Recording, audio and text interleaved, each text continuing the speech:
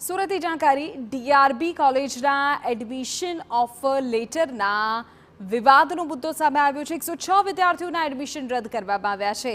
મેરિટમાં ના હોય તેવા 106 વિદ્યાર્થીઓને એડમિશન અપાયા હતા।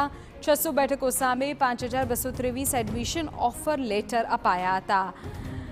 વિનર્ભે દક્ષિણ ગુજરાત યુનિવર્સિટીએ કમિટી બનાવીને તપાસ કરતા ખુલાસો થયો છે। જીકાસ પોર્ટલની પ્રક્રિયાની ઉપરવટ થઈને એડમિશન આપવામાં આવ્યા હતા।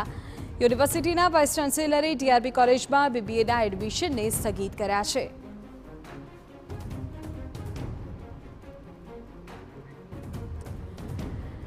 તો મહત્વપૂર્ણ જાણકારી અત્યારે સામે આવી રહી છે। એક તરફ હવે આ મામલે કમિટી બનાવીને તપાસ કરવામાં આવી તો ખુલાસો થયો છે। જો કે કેટલાક એડમિશનને ચોક્કસપણે હવે સ્થગિત કરી દેવામાં આવ્યા છે।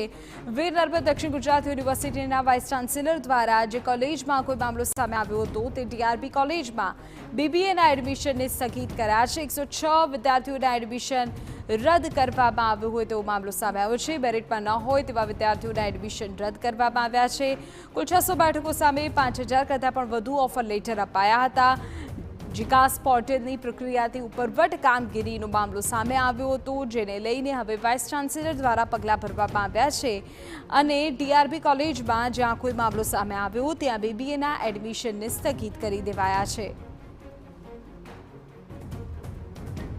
બળદેવ સુથાર અમારા સંવાદદાતા પૂરી જાણકારી આપી રહ્યા છે। જી બળદેવ,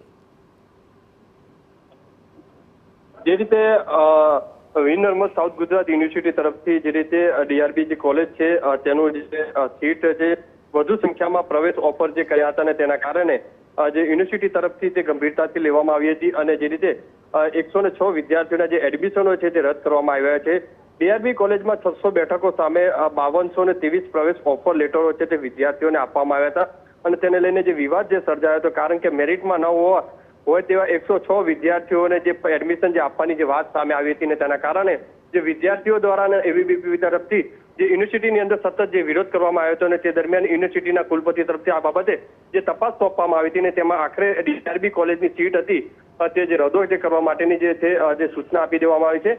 સાથે સાથે જીસી પોર્ટલ ઉપર પ્રવેશ પ્રક્રિયાની ઉપર જે માથાકૂટ જે ચાલી રહી છે તેના કારણે પણ જે તપાસ કમિટી જે રચવામાં આવી છે અને જે તપાસની અંદર જો કોલેજની કોઈ બેદરકારી આવશે તો આવનાર દિવસોની અંદર કોલેજની આવશે તેવું બાહેધરી આપવામાં આવી છે। જી આભાર બળદેવ તમામ જાણકારી બદલ। જો કોલેજની બેદરકારી હશે તો એ દિશામાં પણ એક્શન્સ લેવાશે તેવી બાહેધરી વાઇસ ચાન્સેલર કક્ષાએથી અપાય છે।